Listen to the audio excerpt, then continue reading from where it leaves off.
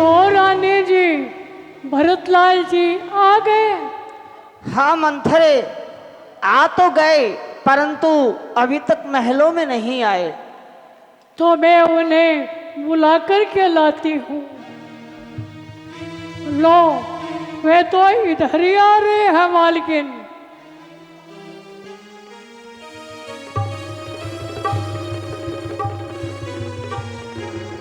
माता जी प्रणाम। माता जी प्रणाम। खुश रहो बेटा। माता जी, आज क्या बात है? चारों तरफ अंधेरा नजर आता है। सब कुशल तो है? पिताजी कहाँ हैं? उन्हें न पाकर मेरा मन घबरा रहा है माता जी। बेटा धैर्य से काम लो। आओ तुम बैठो, थोड़ा सुस्ता लो, तुम्हें सब कुछ मालूम हो जाएगा। मैं तुम्हें पंखा झेलती हूँ। माता जी, आज आपकी हर बात मुझे उलझी उलझी सी लग रही है, जिसका साफ साफ अर्थ मालूम नहीं होता है। आपकी हर बात मुझे धोखे से भरी नजर आ रही है। माता जी, मुझे शीघ्र बताओ, पिताजी कहाँ हैं? अगर आपने बताने में जरा भी देरी की तो याद रखना, भरत को जीवित नहीं पाओगी। तो सुनो, तुम्हारे पिताजी का स्वर्गवास हो गया। ओह देव! क्या कहा? स्वर्गवास हो गया? तो समझो आज से रघुकुल का नाश हो गया। हाय पिताजी, मैं ही अभागा था जो आपकी सेवा न कर सका और इस धर्म से वंचित रहा। भाई राम और लक्ष्मण को ही यह सौभाग्य प्राप्त हुआ। परंतु माताजी, मुझे यह तो बताओ कि किस रोग के कारण पिताजी का स्वर्गवास हो गया?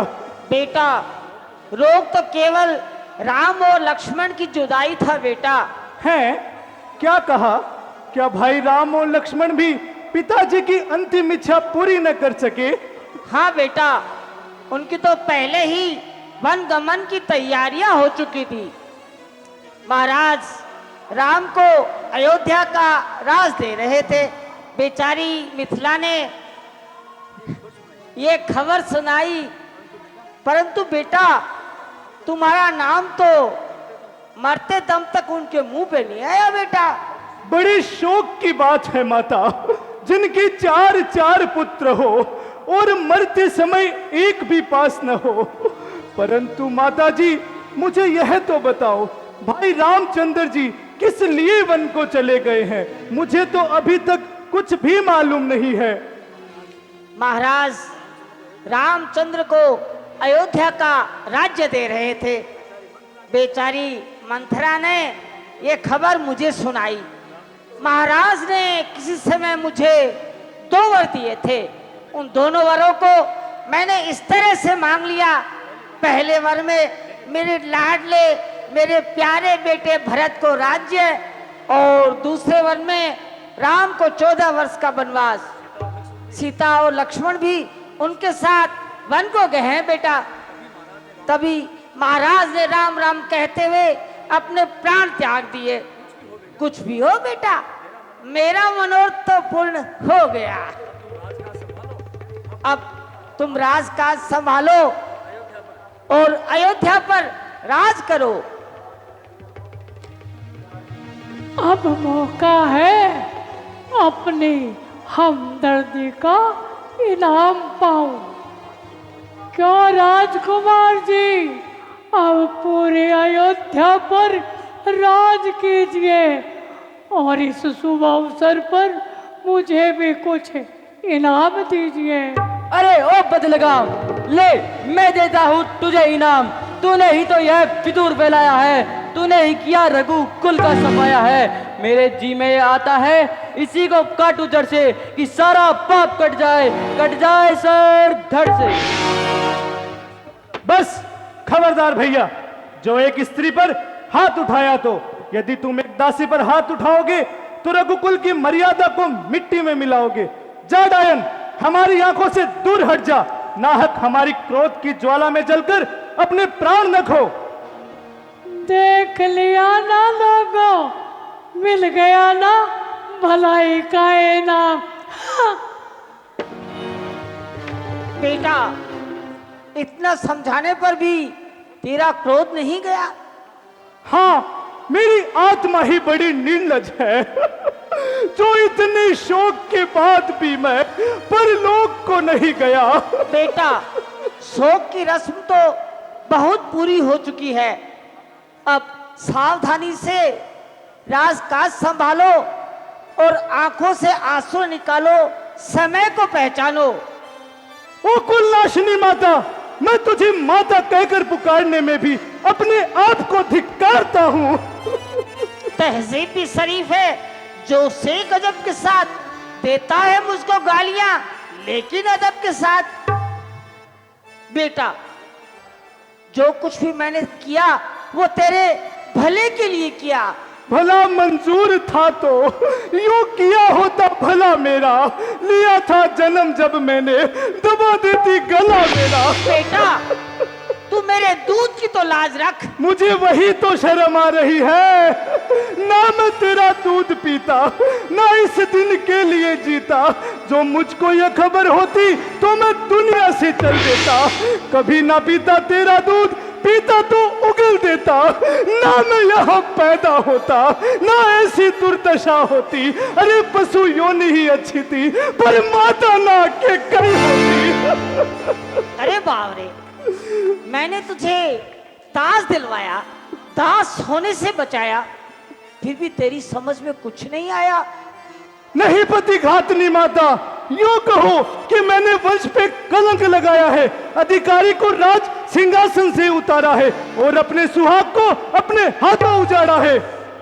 बेटा, राजनीतिक मार्ग पे आ जाओ बेटा। मेरी तो राजनीति यही कहती है कि मैं प्रभु श्री रामचंद्र जी को वन से वापस लेकर आऊं और तेरी इन मलिन आशाओं को मिट्टी में मिलाऊं। कुटिल नीति से जो चाहा है तुमने वो हरगिज नहीं होगी। वो गद्दी राम की है और राम को ही नसीब होगी।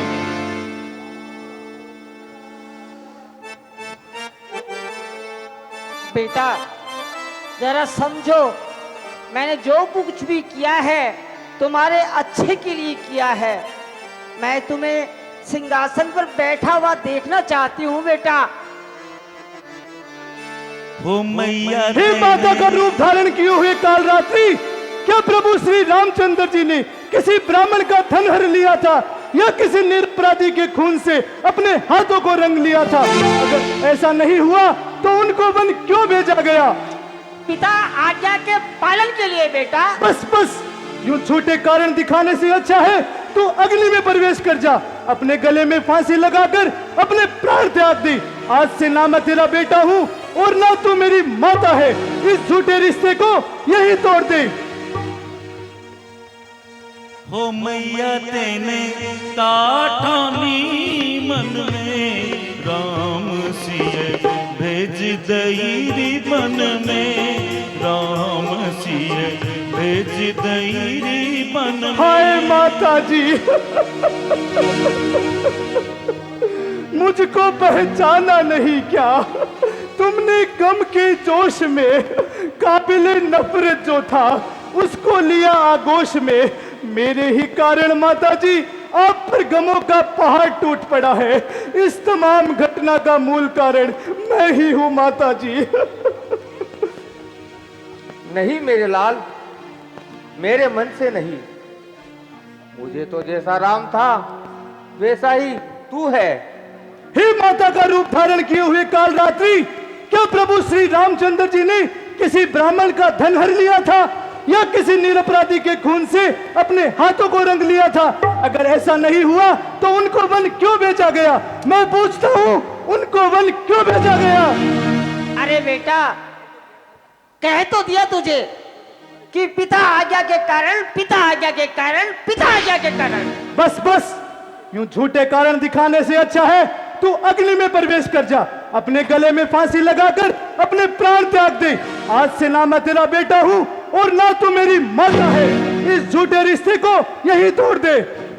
बेटा, जो कुछ हुआ सो हुआ।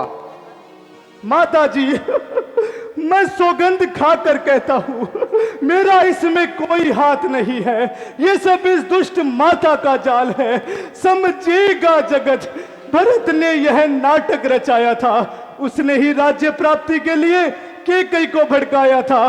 भाया हो स्वप्न में भी माता यह कपटाचार मुझे। तो जितने दंड है पृथ्वी पर सब सहन मुझे, स्वीकार मुझे। बेटा, तू सौगंध खा खा कर क्यों आधे हुए जा रहे हो?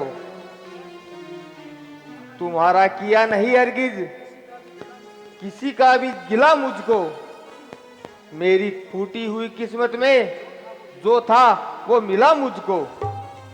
माता जी, मैं भ्राता श्री रामचंद्र जी को वन से वापस लेकर आऊंगा। आप मुझे आज्ञा दीजिए। बेटा, मुझे भी साथ ले चलो। चलो माता जी। भाई शत्रुघ्न, तुम गुरुदेव और मंत्रियों से कह दो कि कल सवेरे भ्राता श्री रामचंद्र जी को वन से वापस लाया जाएगा। जो आ गया। बोलिए श्यापति रामचंद्र की। 100 रुपए